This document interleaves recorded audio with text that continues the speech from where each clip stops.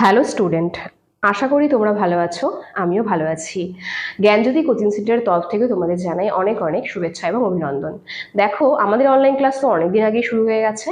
তাও যারা যারা এখনো ভাবছো যে আমাদের সঙ্গে যোগাযোগ করবে, তারা আমাদের দেওয়া নম্বরে সত্বর যোগাযোগ করো। আমাদের যোগাযোগ নম্বর 6295916282, আরেকটি নম্বর 7076398606। দেখো, আমি তোমাদের সেকেন্ড সেমিস্টার মেজর বেঙ্গলির পুরো সিলেবাসটা কভার করেছি এবং পুরোটাই এখন একেবারেই আমরা শেষের দিকে। তো আজকে উপন্যাস সাহিত্য থেকে আগের যে ভিডিওগুলো দিয়েছি তোমাদের দেখবে পরপর সব পেয়ে যাবে। এবং তারপরে উপন্যাস সাহিত্যে একেবারে শেষের দিকে মানে দ্বিতীয়ার্ধর দিকে তোমাদের যে উপন্যাস রয়েছে সেখান থেকে রবীন্দ্রনাথ শুধু আলোচনা হয়েছিল। আজ আমি তোমাদের সামনে আলোচনা করব শরৎচন্দ্র চট্টোপাধ্যায় সম্পর্কে। বাংলা উপন্যাস সাহিত্যে শরৎচন্দ্র চট্টোপাধ্যায় কি অবদান রয়েছে, তার কি কি উপন্যাস রয়েছে, সেগুলো নিয়ে আজ আমি তোমাদের সামনে আলোচনা করব। দেখো, প্রথমেই জেনে নিই যে শরৎচন্দ্র চট্টোপাধ্যায় বাংলা সাহিত্যে তো একজন আমাদের বিরাট একজন ঔপন্যাসিক এবং আমরা বলতে পারি যে রবীন্দ্র পরবর্তী একজন উল্লেখযোগ্য কবি হচ্ছে, একজন বিখ্যাত ঔপন্যাসিক হচ্ছে শরৎচন্দ্র চট্টোপাধ্যায়। এবং এই শরৎচন্দ্র চট্টোপাধ্যায়ের জন্ম এবং মৃত্যু আমাদের প্রথমে জেনে নিতে হবে। দেখো, আমি তোমাদেরকে লিখেও দিয়েছি 1876 জন্ম এবং 1938 কিন্তু মৃত্যু হচ্ছে শরৎচন্দ্র চট্টোপাধ্যায়ের। শরৎচন্দ্র চট্টোপাধ্যায়ের পিতা হচ্ছে মতিলাল চট্টোপাধ্যায় এবং মাতা হচ্ছে ভুবনমোহিনী চট্টোপাধ্যায়। দেখো, তার যা কিছুই আমরা কবি সম্পর্কে জানি না কেন, তার পূর্ব কিছু কথা আমাদেরকে জেনে নেওয়া খুবই প্রয়োজন, তাই আমি তোমাদেরকে এগুলো দিয়ে রাখছি তত্ত্বগুলো। পিতা হচ্ছে মতিলাল চট্টোপাধ্যায়, মাতা ভুবনমোহিনী চট্টোপাধ্যায়। ডাকনাম যেটা জানতে পারি যে তার ডাকনাম হচ্ছে ন্যাড়া, ন্যাড়া তার ডাকনাম। এবং ছদ্মনাম তার রয়েছে, যেরকম অনিলা দেবী ছদ্মনামে তিনি লেখালেখি করেছেন। এছাড়াও তাকে শ্রী চট্টোপাধ্যায় নামেও কিন্তু তার ছদ্মনাম রয়েছে, এটা কিন্তু আমরা জানতে পেরেছি। এবং উপাধি বলতে আমরা অপরাজেয় কথাশিল্পী বলে থাকি এবং বাংলার ডিকেন্স কিন্তু বলা হয় শরৎচন্দ্র চট্টোপাধ্যায়কে। অনেক সময় শর্ট কোশ্চেনে আসতেই পারে যে ডিকেন্স, অর্থাৎ আমরা যে বাংলার ডিকেন্স লিখেছি এখানে, বাংলার ডিকেন্স কাকে বলা হয় বা অপরাজেয় কথাশিল্পী কাকে বলা হয়।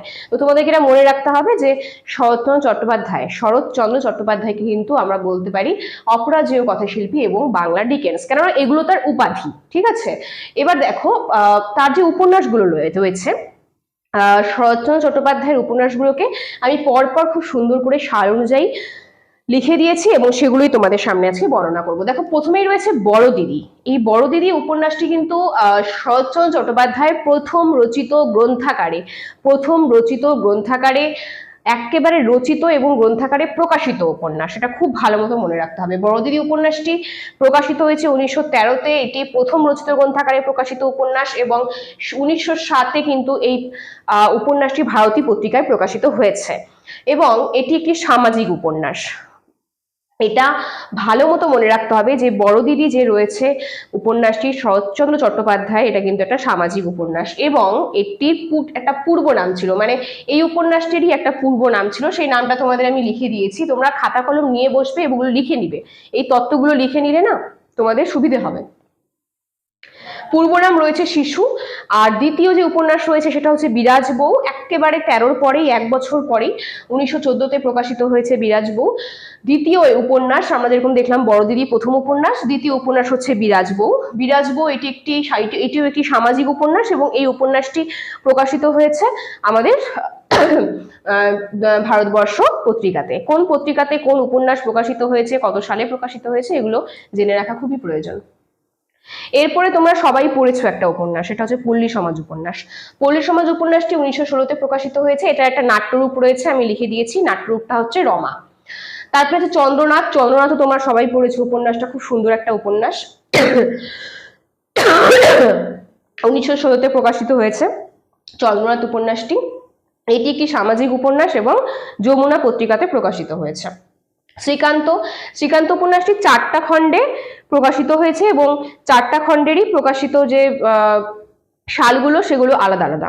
সেজন্য দেখো, আমি 1917 এটা প্রথম খণ্ড শ্রীকান্ত, দ্বিতীয় খণ্ড 1918, তৃতীয় খণ্ড 1927 এবং চতুর্থ খণ্ড হচ্ছে 1933-এ। 4টা খণ্ড রয়েছে এবং এই 4টা খণ্ডই কিন্তু ভারতবর্ষ বিচিত্রা উভয় পত্রিকাতেই প্রকাশিত হয়েছে।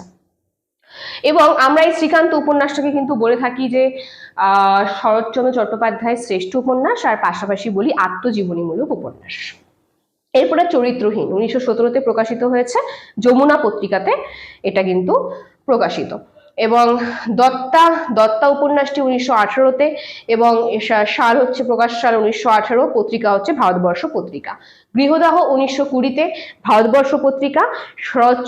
শরৎচন্দ্র চট্টোপাধ্যায় গৃহদাহ উপন্যাসে কিন্তু আমরা নষ্টনীর যে একটা গল্প রয়েছে রবীন্দ্রনাথ ঠাকুরের লেখা, সেই গল্পের প্রভাব পেয়ে যাই।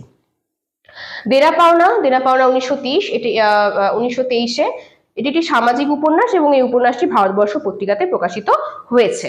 দেখো পর পর 1913, 14, 16 এভাবে কিন্তু প্রত্যেকটা সাল আমি পরপর দিয়েছি। প্রত্যেকটা উপন্যাস দেখো, বড় দিদি 1913, বিরাজ বউ 1914, পল্লী সমাজ 1916, চন্দ্রনাথ 1916, একদম পরপর। শ্রীকান্ত চরিত্রহীন, দত্তা গৃহদাহ, দেনা পাওনা। তোমাদের যাতে মনে থাকে পরপর ক্রমানুসারে আমি কিন্তু পরপর সাজিয়েছি উপন্যাসগুলোকে তোমাদের সুবিধার্থে। সব সময় মনে রাখবে যে প্রত্যেকটা উপন্যাসের নাম, প্রকাশকাল, কোনটা শ্রেষ্ঠ উপন্যাস, কোনটা সামাজিক উপন্যাস, এবং কোন পত্রিকায় কোন উপন্যাসটি প্রকাশিত হয়েছে, এগুলো মনে রাখার চেষ্টা করবে। ব্যাস। এরপরে দেখো লাস্ট যেটা আমি বলবো, শরৎচন্দ্র চট্টোপাধ্যায়ের একটা উপন্যাস উল্লেখযোগ্য, সেটা হচ্ছে পথের দাবি। পথের দাবি উপন্যাসটি 1926-এ প্রকাশিত হয়েছে, আর এই উপন্যাসটি কিন্তু বঙ্গবাণী পত্রিকায় প্রকাশিত। এটি একটি সামাজিক উপন্যাস। ব্রিটিশ সরকার কর্তৃক নিষেধাজ্ঞা জারি করা হয়েছিল এই উপন্যাসের ওপর। ব্যাস, এই যে শরৎচন্দ্র চট্টোপাধ্যায়ের আমি পুরো উপন্যাসটা বললাম, মানে যেগুলো উপন্যাস ছিল সেই উপন্যাস সম্পর্কে আজ আমি তোমাদের সামনে আলোচনা করলাম। তোমাদের যদি কোনো জায়গায় বুঝতে কোনো রকম কোনো প্রবলেম হয় অবশ্যই কমেন্ট বক্সে জানাবে, আমি অবশ্যই সেগুলো নিয়ে আরেকবার তোমাদের সামনে আসব। এবং পরপর ক্লাসগুলো যেগুলো আগের ক্লাসগুলো যেগুলো আমার দেখোনি সেগুলো দেখে নাও। আর এখনো যারা ভাবছো যে না যোগাযোগ করছো না, তারা খুব তাড়াতাড়ি যোগাযোগ করো আমাদের দেওয়া নম্বরে। আমি আরেকবার বলে দিচ্ছি, আমাদের কোচিং সেন্টার জ্ঞানজ্যোতি কোচিং সেন্টারের যে যোগাযোগ নম্বর রয়েছে 6295916282 7076398606। তাহলে চলো আজ এত পর্যন্তই, ধন্যবাদ।